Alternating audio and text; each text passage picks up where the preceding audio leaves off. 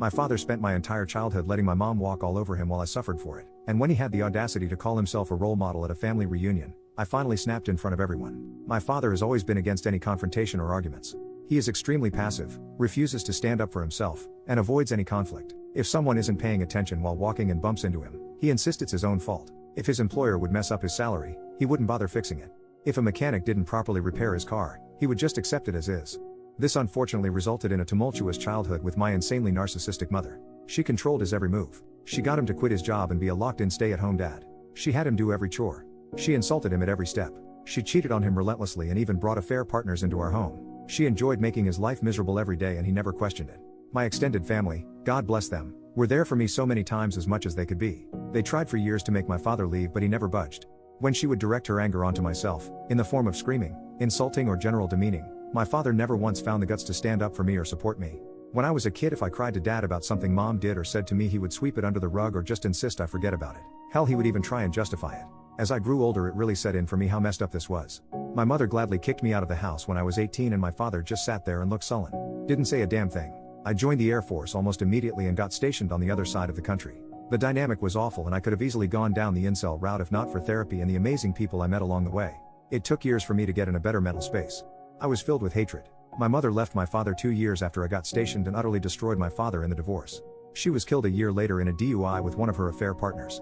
I took a lot of joy in hearing that it took her hours to die, and that's when I really knew I needed help to process things. I'm almost 30 now, have a girlfriend who is perhaps the best thing to ever happen in my life, and fully understands the situation with my family. I have learned to not allow myself to be consumed with anger and resentment by my past, or so I thought, you'll see, and instead put that energy to my future. I have been extraordinarily low contact or near no contact with my father since I left. As much as I try, I cannot make that connection with him. I recently went to a family reunion and brought my girlfriend with me. My father was there as it was his side of the family. They have many issues with him, but he is family, so whatever, I guess. I made sure to avoid him. I was chatting with my uncles when I heard my father talk in the background. He was discussing how a coworker of his was going through a divorce as he discovered his wife was having an affair, and was positioned to have a very favorable divorce on his side. My father remarked how his coworker should work instead to forgive his wife and by his own words set a good example for unity and forgiveness, and how he believed he set a great example for me in that extent. I swear it was like a switch went off in my head and I was mentally back to being the rage-filled 18-year-old. All these years and he never learned a damn thing. I turned to him and asked if he was freaking serious. He looked at me and started to stutter. I know the next minute was pure word vomit and I can't relay it perfectly, but to sum it up, I shouted how he was a pathetic father, pathetic man. His family all know he's a disgrace of a human being who would rather his son be treated like crap than defend him because he's a freaking coward. No one would ever see him as an example to live by. His wife would rather screw half the neighborhood than even touch him, and he should never ever believe anyone respects him. I began to derail and ramble between my shouting and my girlfriend quickly took me out and drove me home. It was insane just how quickly being away from him made me feel better. She just held me when we got back and told me it's okay. Again, best thing to ever happen to me. I was ashamed of how I lost it and am now going to resume my therapy, that's a given. However, I'm glad I finally unloaded what always needed to be said onto him. Extended family is pretty mixed with reactions. His brothers and my uncles said it was time for him to hear it from me. My grandparents are pissed I did that in front of the entire extended family, with some saying I should have done that behind closed doors instead of everyone.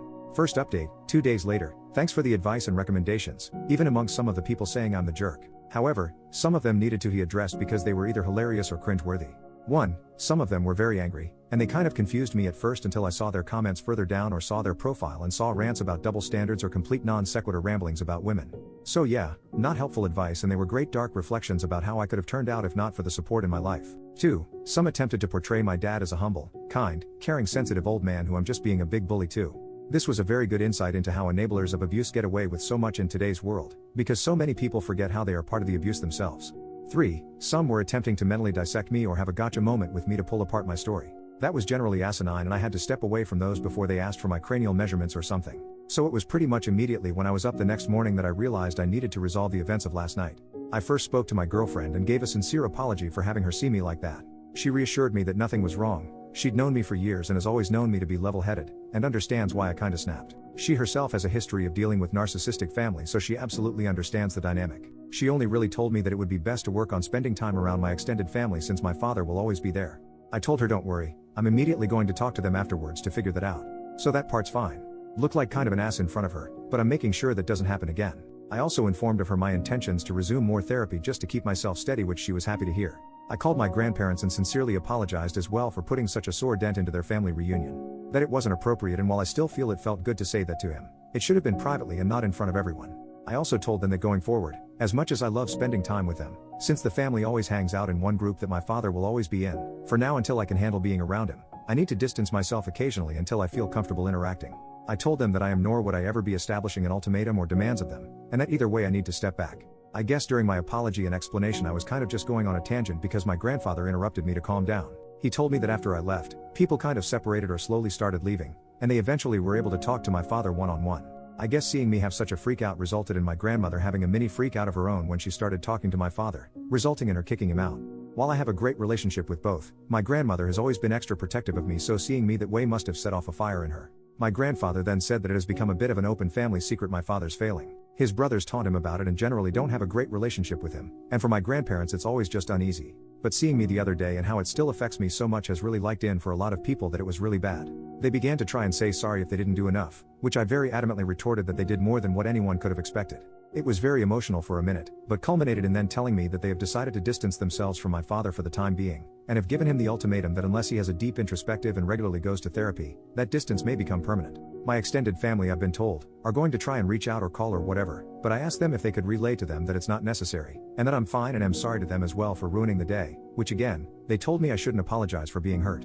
Since then extended family have sent some messages with the general consensus that it's okay, with some older members complaining about my lack of respect towards my father. And finally, I texted my father hoping to meet at a local coffee shop and have a final talk. I met him and he didn't look good. I think his parents tearing into him finally got the message through. I had so many things I could have said, but I instead asked him first thing if the coworker he gave the advice to took it well. He just said that neither him nor several coworkers interact with him anymore.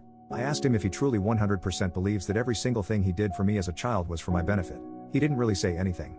I then finally asked if he has any regrets for how I was treated as a child, and if he thinks he ever did anything wrong. He looked utterly defeated and just mumbled that he could have done more. I could have poked and prodded and could have gone on another rant, but instead I told him this should be goodbye and I hope he gets the help he needs. I think finally unloading my frustrations was what I needed to finally be able to move on and find peace. I absolutely need to keep on track for therapy and admit that a public complaining moment isn't okay, but I should be fine. Second update, 3 weeks later. Things have progressed over the last couple weeks and I now have broader context about my family. Long story short is, there was a lot hidden from me. My father was an absolute jerk to his family, and that's why they treat him the way they do. I got a lot of feedback, and one thing that stood out was people questioning if my extended family could have contributed to the abuse and that's why he was so feeble. And since I was trying to work on my relationship with my family, I figured it was time to ask the hard questions before going that far. I met with my dad's brothers, who invites me out to a popular lunch spot. For context and clarity, Dale is the oldest brother. He is married and has a daughter and a son. My father is the second oldest. Self-explanatory. John is the second youngest, also married with a son. Bill is the youngest, married with 3 daughters. So anyway, we met up and I ripped the band-aid off asking about my father growing up, what he was like beyond the basics I know, and what really is going on with their relationship. Dale sighed and basically summed up that besides what I know, there is a lot of backstory I'm unfamiliar with that they never told me about simply because it was never the type nor the place to. What I've always known is that my father was fairly normal when he was young, a little shy but fantastic academically, played sports occasionally, had a close-knit relationship with his brothers, and meeting my mom in high school junior year made everything go downhill. What I didn't know was that my father was a guiding figure for his 2 younger brothers, was generally seen as one of the nicest people, with a bright future ahead of him. My grandparents adored him and he even became a little bit of a golden child, but no one minded. The reason his family doesn't respect him is what happened to his behavior when my mother got attached to him. It first started simple. My mother acted rude and distant to the family. They weren't huge fans, but my father loved her, so they tolerated it. She then became possessive and slowly isolated my father and convinced him to give up his ambitions and goals. Family became concerned and spent a long time trying to talk to him and convince him to leave. My father didn't budge and began to lash out. When I was born, my extended family tried to talk to my father about my mother's attitude. My father was angry and threatened to report them for harassment. He was in denial about her behavior. When Dale's wife was having fertility issues, my mother messaged her appalling and cruel things. When Dale was pissed and went to talk to my father, he told Dale to drop it and even justified it. Dale punched him and police almost got involved. Dale hated him going forwards. John grew to hate him when my mother insulted his son due to mild physical disabilities.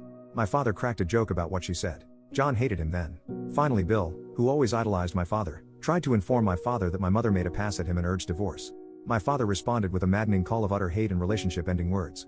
To sum it all up, the more time my father spent with my mother, the more he began to repeat her attitude. When they all signs of abuse to me and tried to intervene, my father threatened to lie, to accuse them of worse things. My mother had money and lawyers and could make their lives hell if they tried, and my father would gladly let her. They were stuck and could only do so much at a time. The older members of the family, like the grandparents, great aunt and uncles and such, believe in the traditional mindset of family sticking together no matter what, while the generations further down want to keep a distance from him. They're all stuck between a rock and a hard place. There's more they told me about. It was all essentially that my father died on the hill for my mom, ruining his relationship with his brothers in the process. And when she died and destroyed him, he probably had to realize it was all for nothing. My grandparents seemed to not want to accept the fact that he was lost, or maybe they hope he can fix his life. Who knows? This was a lot to process and was only confirmed by my father himself when he called me to ask about family therapy with us. I cut to the chase and asked if what I heard was true. He said yes. I would have agreed to maybe some family therapy, but now I have no idea. Final update, 13 days later, I came to the decision that it was time to cut off my father for good. The more I learned about how he was, the more I came to the realization that nothing good would come out of having him in my life. I'm also going to put some minor distance between myself and extended family on his side until I can process things more. There's just a lot of things to work through there. I met up with my father one last time in a coffee shop to talk things over. I asked him one last time, why? Why did he do all this? Why did he let his wife treat everyone like crap? Why did he treat his family and me like crap for her? Why did he do all this? He tried to weasel his way out, but I absolutely demanded to know. And he basically answered that it was because he loved her. Yep, it was that stupid of an answer. He loved her and just clung on to her no matter what she did. No matter how much she hurt him or others, he was an insecure man who just latched himself on the first woman who showed him attention. Even when she slowly destroyed his life, he thought it was better than trying again. I just got up and told him to fix his life, but I won't be a part of it. And I hope he has the sense to understand why. No matter how he tried to word it, I had 2 abusive parents. He didn't say anything. Just stared at me. Which leads to last night. I got a call from my grandparents that the night before my dad tried to call his brothers and make peace. Unfortunately, from what they said, he did it in the most half-assed avoidant way possible, sparing himself any guilt.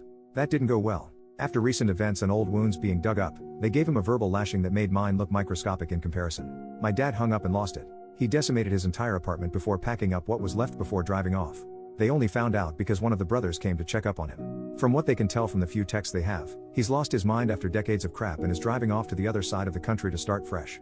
Also, from the minimal communication they have with him, he's acting incredibly vile towards them, and they say he seems to be acting just like my mother. Edit. Things are progressing and spiraling very quickly, and I'm expecting this whole insanity parade to come to a conclusion within a few days at this rate. Won't make any real update until I have all the facts, but I'm just glad I made the decision to move on. New update, 3.5 months later. For those who stuck around, I'd say it's over and about as wrapped up as can be. My girlfriend, now fiancée, and I are getting married later this year. My father is alive. He lost it and spiraled, but a couple weeks later came back. His apartment obviously barred him from coming back and are going after him for legal and financial damages. He has no job anymore. He is staying with my grandparents. He has hit the absolute lowest point and has finally taken responsibility for his life, his choices, and his damaged relationships. It's too late for a lot of the family, but his parents are seemingly giving some help since he's finally trying to fix things. However, the extended family as a whole has kind of blown up. My father kind of became a mascot for deeper family issues that have become worse over time. There are far too many to go over. When he finally got called out, everyone figured there was no use in ignoring everything else going on. Minor feuds have formed, some people aren't talking to each other. Some have entered marriage counseling and family therapy. People don't want to live by the but family lifestyle anymore. My fiancé and I have decided to distance ourselves. We were kind of disappointed seeing how, since her family is insanely toxic, we could lean on mine, but I've come to realize mine has far too many issues to be reliable. We have a fantastic group of friends, so we will be fine. And that's about it. I'm gonna be wrapping this up and moving on to a far less bitter lifestyle.